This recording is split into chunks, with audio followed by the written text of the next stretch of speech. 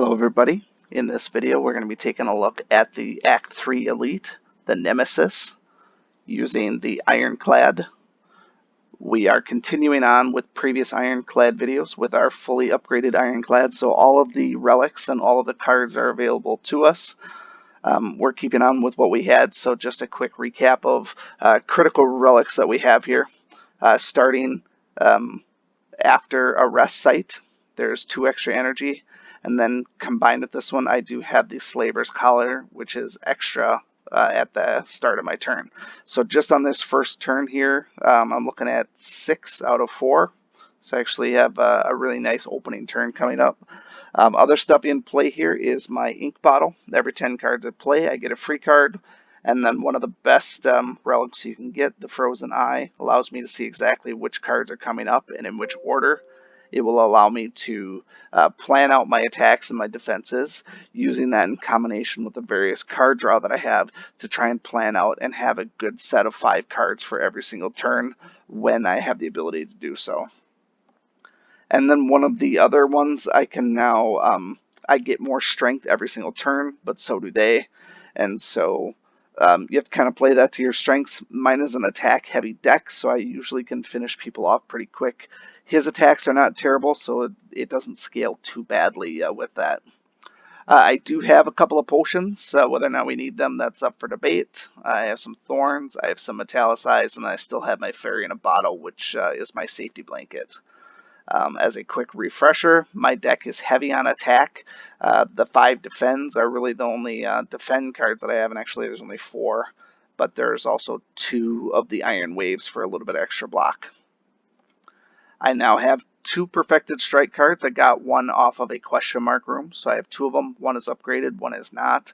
So I have a lot of strike cards. I also have a lot of dual strike cards, or the Twin Strike, which plays very, very well with Brimstone. So basically this is a strike-heavy deck in conjunction with Thunderclap as well. I have 4 Thunderclaps. This helps me keep perpetual vulnerability on masses. And so with the strength escalation, the damage actually gets to be pretty well on adds and groups of enemies as well. Plus I have 2 cleaves for AoE there as well. I only picked up 1 anger. That's okay, it's free damage. And then Immolate I rarely use because it costs too much to use, and usually when I have this available to me, something else is already there available anyways, where I haven't had to put out that much damage to everybody. Generally a single target damage has been better for me. So back to this fight. He's not hard per se. He basically just keeps doing attacks for the most part. There's not much to worry about as far as attacks go. The thing is, though, he will start throwing debuff cards in your deck, and if you can't kill him quick enough, you basically just start drawing debuff after debuff after debuff. So unless you have the nice relic that lets you draw an extra card every time you draw a status, you're pretty much stuck once you get down to the end of it. His other big mechanic is he will put on a buff of himself that will basically reduce all of his damage down to 1. So not the greatest thing, but it could be worse. It could be massive debuffs on the player and then causing problems there. So opening things up, just looking at it, I can play everything in my hand. So the big thing is it doesn't even matter what the next 2 cards are. I'm not going to try and control anything because I'm gonna open up with everything that I got. So I'm going to take the 2 block and the 1 card, regardless what it is. The big thing that you want to do though is make sure you play cards that don't impact big picture. Make sure you play these that in the right order. So it makes most sense that I'm going to play my strength first, and then something that's going to give me vulnerable, and then my damage dealers. So right away on the opening salvo here, I get a good deal of damage on him. Almost half of his health is gone. That really helps to speed up this fight. Not everybody's going to be able to do that. Obviously, it's going to matter which hero you have. This is Ironclad specific. If you have the ability to put out a lot of damage early. That one I was in luck because of the energy I had, but I didn't do anything really overly special. I played 5 points worth of energy. That's a little bit excessive, but it's not uncommon for you to have 4 at this point. So let's go ahead and end the turn. He's doing his little thing. Doesn't attack me, but my attacks against him are now negated. So really, if you can block on this turn, great. If you can't, there's not really much you can do about it. So attacking for whatever 2 or 3 damage is not very helpful.